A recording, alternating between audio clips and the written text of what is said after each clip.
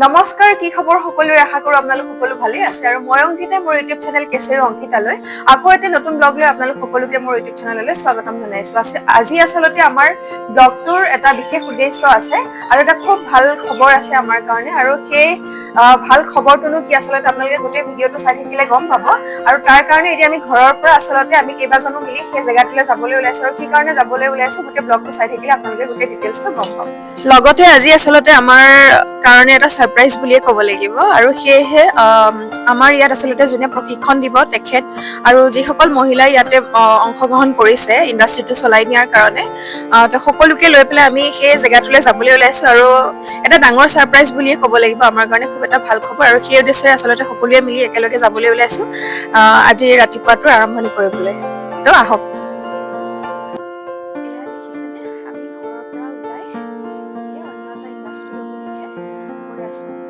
এয়া আমি বান্দৰদোৱা পাৰ কৰিছো লাহে লাহে। ইয়াতো আজিকালি গাড়ী মটৰৰ সাংঘাতিক ভিৰ লাগিবলৈ আৰম্ভ হৈছে। হ'বই দিয়কচোন, অসম আৰু অৰুণাচলৰ বৰ্ডাৰ যিহেতু এইখিনি জেগা, যিসকলে অহা যোৱা কৰে তেওঁলোকে হয়তো জানে। আৰু এতিয়া চেণ্টাৰটোলৈ আহি আছো মই, হাজবেণ্ড, মা আৰু আমাৰ ঘৰত বৰ্তমান কাম শিকি থকা বাইদেউসকলক লগত লৈ। তেওঁলোকে যিহেতু বহুত এক্সাইটেড হয় নতুন কামখিনি ক'ত কেনেকৈ চৰকাৰে আমাক সুবিধাটো দিছে কৰিবলৈ বুলি, সেয়েহে আমি সকলোৱে মিলি এই চেণ্টাৰটোলৈ বুলি আহিছো। তাতে চাওঁ, যিহেতু আগতে এনেকৈ দেখা নাই বা কৰি পোৱা নাই, প্ৰথম এটা পদক্ষেপ হয়, গতিকে এবাৰ চাই ল'লে আমাৰো ভাল লাগিব। সেয়েহে চেণ্টাৰটোৰ অভিমুখে বুলি আজি চাবলৈ আহিলো, যিহেতু আমি অফিচৰ পৰা এটা খবৰ পালো যে এনেকৈ মোৰ মাৰ কামখিনি ভাল হোৱাৰ কাৰণে তেওঁলোকে প্ৰফাইল বিচাৰি পেলাই যাতে চিলেক্ট কৰিলে। বৰ্তমান এই ইণ্ডাষ্ট্ৰিটো যাতে মোৰ মায়ে ভালকৈ পৰিচালনা কৰি আগবঢ়াই লৈ যাব পাৰে। আৰু এয়া ফাইনেলি চাওক, আমি আহি পেলাই জেগাখিনি পাই গৈছো। ইমান ডাঙৰ এটা এৰিয়াত আচলতে এই সুবিধাখিনি চৰকাৰে কৰি দিছে। আচলতে ল'ব জনাসকলেতো এই সুবিধাসমূহ লৈ আছে, আৰু ক'ব খোজো যে আচলতে বহু যুৱক যুৱতীৰ কাৰণে আচলতে এইবিলাকো এটা এটা ভাল সুবিধা হয় যে চৰকাৰী চাকৰি বা প্ৰাইভেট জব কৰিয়ে আগবাঢ়িব তেনে নহয়, এইবোৰ এটা এটা আচলতে। ত' ফ্ৰেণ্ডছ, আমি অলৰেডি আহি পাই গ'লো। আমি য'ত আহিব লগা আছিলে আচলতে ডেষ্টিনেশ্যন পাই গৈছো, আৰু আহি পেলাই এই ঘৰবিলাক আপোনালোকে দেখাই পাইছে।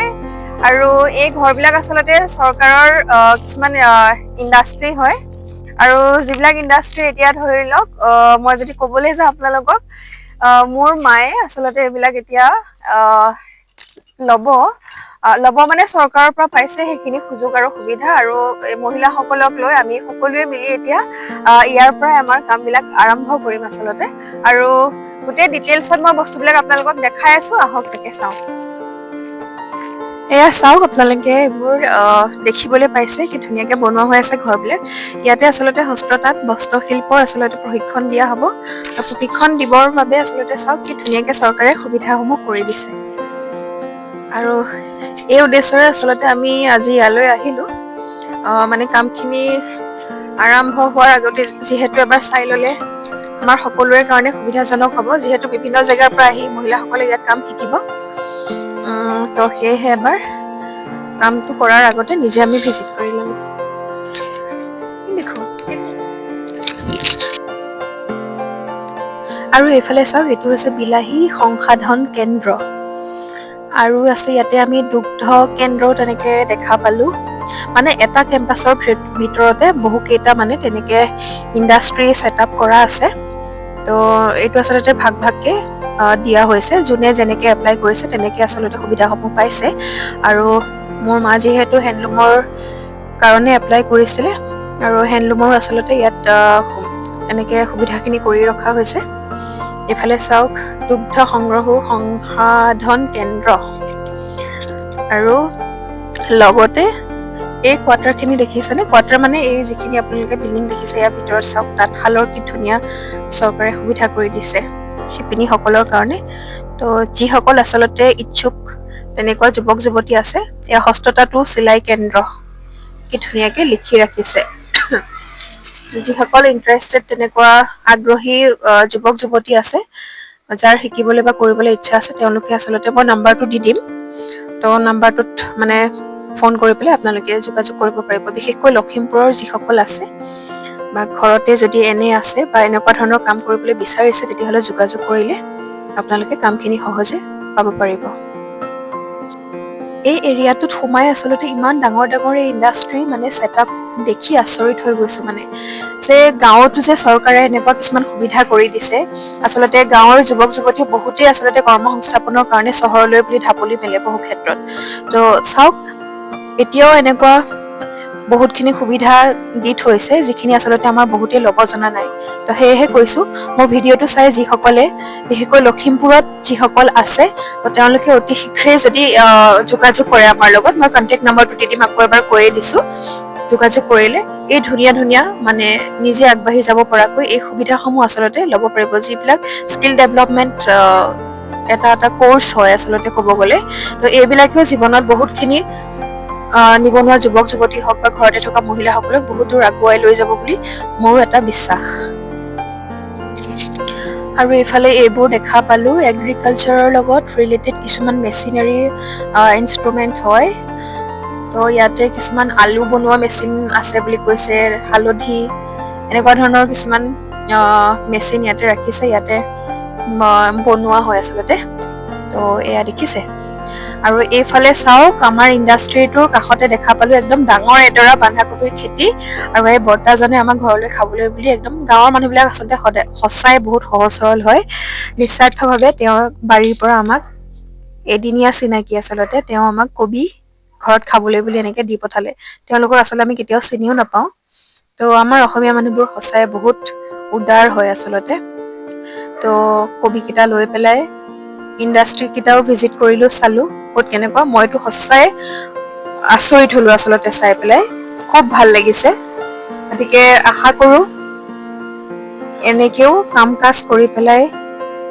নিজৰ কথাই ক'বলৈ নোখোজো আমাৰ লগত জড়িত হৈ থকা প্ৰত্যেকে আমি একেলগে আগুৱাই যাম বুলি বিশ্বাস এয়া হাতত কবি লৈ লৈ চবৰে হাঁহি দেখিছে কি ফূৰ্তি ঘৰত কৰা কবি খাবলৈ পাব এই বৰ্তাজনক কিবা এটা কৈছে তো তেওঁ ভাল পাইছে আমাক কবি কেইটা দি পেলাই মনত বৰ ফূৰ্তি বৰ্তাজনৰ এতিয়া ফাইনেলি ঘৰ আহি পাই গলোহি আৰু ঘৰ আহি পোৱাৰ পিছতো এতিয়া বহুত কাম কৰিবলৈ বাকী আছে আৰু সকলোখিনি আচলতে কিয়নো গৈছিলো তালৈ আৰু গৈ পেলাই কি হ'ল নহ'ল গোটেইখিনি আচলতে মই আপোনালোকক এই ভিডিঅ'টোত জনাই আছো সবিশেষ জানিবলৈ আপোনালোকে মোৰ ভিডিঅ'টো চাই থাকক আৰু আজি আচলতে যোৱাৰ কাৰণ এটাই আছিলে আচলতে যিহেতু আমি অলৰেডি এটা হেণ্ডলুম কাপোৰৰ মানে প্ৰডাকশ্যনৰ ওপৰত যিহেতু এটা ইণ্ডাষ্ট্ৰি আমি আৰম্ভ কৰিছোঁ আপোনালোকে মোৰ ভিডিঅ'টোত অলপ চলপ বস্তুটো দেখা পাই বুজিব পাৰিছে আচলতে কাপোৰৰ ওপৰতে কাম কৰিবলৈ গৈ আছোঁ আৰু আচলতে এই কামটো ঘৰৰ পৰা আৰম্ভ হোৱাৰ আগতে আচলতে আমি চৰকাৰৰ ওচৰত আচলতে হেণ্ডলুমৰ ইণ্ডাষ্ট্ৰিৰ কাৰণে এপ্লাই কৰি থোৱা হৈছিলে কিন্তু এইটো ইমান আশা নাছিলে যে আমি সেইটো আচলতে চৰকাৰৰ ঘৰৰ পৰা মানে সেই সুবিধাটো পাম বুলি কিন্তু হঠাৎ এটা ফোন আহিলে আৰু মোৰ মাৰ আচলতে যিখিনি কাম তেওঁ আগতে কৰিছিলে প্ৰিভিয়াছ যিখিনি এক্সপিৰিয়েঞ্চ আছিলে সেইখিনি চাই পেলাই তেওঁক চিলেক্ট কৰা হ'ল আৰু যিহেতু মই এতিয়া লখিমপুৰত আছোঁ লখিমপুৰৰ পৰাই মই কৈ আছোঁ আৰু লখিমপুৰ ডিষ্ট্ৰিক্টত মাক এটা হেণ্ডলুমৰ ওপৰত ইণ্ডাষ্ট্ৰি চৰকাৰৰ ফালৰ পৰা মানে সুবিধা দিয়া হৈছে যাতে ৰুৰেল যিখিনি ৱমেন আছে মহিলাসকল আছে নিবনুৱাসকলক লৈ যাতে একেলগে তেওঁলোকৰ স্কিলখিনি ডেভেলপ কৰিব পৰা যায় সেই উদ্দেশ্যৰে আচলতে স্কিমটো মাক হেণ্ডঅভাৰ কৰা হৈছে বুলিয়ে মই ক'ব পাৰোঁ আৰু ঘৰতো যিহেতু অলৰেডি আৰম্ভ হৈয়ে গৈছে গতিকে এইটো এটা ডাঙৰ ইণ্ডাষ্ট্ৰি বুলিয়ে ক'ব লাগিব আৰম্ভ হ'বলৈ গৈ আছে লাহে লাহে আৰু বহুতো মানে মানুহৰ আশা পূৰণ হ'বলৈ গৈ আছে আচলতে আমাৰ ইয়াতে ছ'চাইটিত যিমানখিনি লোকেল মহিলা আছে আৰু যদি কোনোবা ইচ্ছুক তেনেকুৱা মহিলা থাকে বা ঘৰতে আছে বা এইবোৰ কাম কৰিবলৈ ইচ্ছা কৰে তেতিয়াহ'লে আমাৰ লগতে সকলোৱে মিলি এনেকৈ ইচ্ছা থকা সকলে আৰু বিশেষকৈ যিহেতু আমাৰ গাঁৱতে ইমান ধুনীয়া ধুনীয়া শিপিনীসকল আছে তেওঁলোক ইমান এক্সপাৰ্ট হয় ইমান কাম জানে গতিকে তেওঁলোককনো কিয় এৰি পেলাই আচলতে ইণ্ডাষ্ট্ৰিটো আমি আগবঢ়াই নিওঁ গতিকে তেওঁলোককো আমি এটা সুযোগ দিওঁ যিহেতু চৰকাৰে আমাক ইমান ধুনীয়া এটা অপৰচুনিটি দিছে গতিকে আমি সকলোৱে মিলি কৰিলে আচলতে আমি সকলো সমানে আগবাঢ়ি যাব পাৰিম আচলতে আৰু সেইটোৱে অকল মোৰ উদ্দেশ্য নহয় মোৰ মাৰো উদ্দেশ্য হয় আৰু সেইকাৰণে ভগৱানে আমাক এইখিনি সাহস আৰু চকু মেলি চাইছে আৰু কামটো খুব ধুনীয়াকৈ আৰম্ভণি হৈছে বুলিয়ে ক'ব লাগিব আৰু পিছলৈ বহুতখিনি বাকী আছে আৰু ঘৰতো এতিয়া মই আকৌ দেখাব বিচাৰিছোঁ এওঁলোকে ববিন লৈ আছে মহিলাসকলে ভিতৰত মই আপোনালোকক দেখাই দিওঁ অকণমান এয়া ভিতৰত তেওঁলোক পুৰা ব্যস্ত হৈ আছে নিজৰ নিজৰ কামত খুব আগ্ৰহেৰে আচলতে কামখিনি আঁকোৱালি লৈছে তেওঁলোকেও এয়া চাওক এয়া দেখিছেনে, এয়া ববিন লৈ আছে গামোচাৰ কাৰণে। আৰু বিভিন্ন জনগোষ্ঠীৰ আচলতে কাপোৰ কানি ডিজাইন হওক বা ইয়াতে উৎপাদন কৰা হ'ব, লাহে লাহে বনোৱা হ'ব আচলতে কাপোৰবিলাক। তো এইখিনি মোৰ ভিডিঅ'ত যোনে ৰেগুলাৰ চাই আছে তেওঁলোকেতো দেখিবলৈ পাবই, আৰু যিসকলে চোৱা নাই নতুনকৈ যিসকলে চাব চেনেলটো ছাবস্ক্ৰাইবো কৰি দিব, কমেণ্টো কৰিব, লাইক কৰিব কেনেকুৱা পায়। তো বন্ধুসকল, আজি আমাৰ ব্লগটো আমি ইমানতে সামৰণি মাৰিছোঁ, কিয়নো যিহেতু মই হেণ্ডলুমৰ ওপৰত দি আছোঁ, প্ৰশিক্ষণৰ আচলতে 1-2 দিন পাৰ হৈছেহে, গতিকে আচল কামখিনিলৈ আচলতে এতিয়াও অকণমান সময় লাগিব। যিহেতু তাঁতশাল বুলি কওঁতে আচলতে আমি ভাবিছিলোঁ যিহেতু অভিজ্ঞতা নাই তাঁতশালৰ ওপৰত, 1-2 দিনতে হৈ যাব বুলি ভাবিছিলোঁ। আচলতে 1-2 দিনৰ ভিতৰত কাম হৈ যোৱা তেনেকুৱা ধৰণৰ নহয় আচলতে কামখিনি।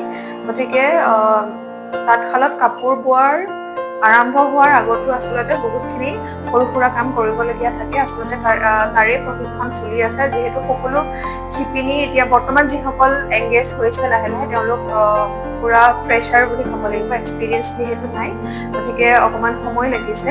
আৰু গোটেই কামখিনি হোৱালে আমাৰ হাতত আকৌ চাগে 4-5 দিনমান সময় লাগিব। গতিকে আপোনালোকে মোৰ প্ৰতিটো ভিডিঅ' চাই থাকিলে গম পাব আমি কেনেধৰণে কামবিলাক ইয়াত কৰি আছোঁ, কেনেকুৱা পদ্ধতিৰে কৰি আছোঁ। গতিকে মোৰ ভিডিঅ'সমূহ যদি ভাল লাগিছে চাই, তেতিয়াহ'লে ছাবস্ক্ৰাইব কৰিব চেনেলটো। আৰু যিসকলে চাইছে তেওঁলোককতো মোৰ ফালৰ পৰা অশেষ ধন্যবাদ মোৰ চেনেলটো চোৱাৰ কাৰণে, মোক আদৰি লোৱাৰ কাৰণে। আৰু কৈছোঁ আপোনালোকৰ অবিহনে আচলতে মোৰ চেনেলটো অসাৰ্থক আচলতে। গতিকে আপোনালোকৰ মৰম চেনেহ আৰু সঁহাৰিৰেহে আচলতে ময়ো আগবাঢ়ি যাব পাৰিম সমানে। তো সেয়েহে যিসকলে ছাবস্ক্ৰাইব কৰা নাই, আকৌ এবাৰ কৈছোঁ চেনেলটো ছাবস্ক্ৰাইব কৰি দিব, লাইক কমেণ্ট শ্বেয়াৰো কৰিব। আৰু যিসকলে কৰিছে ধন্যবাদ।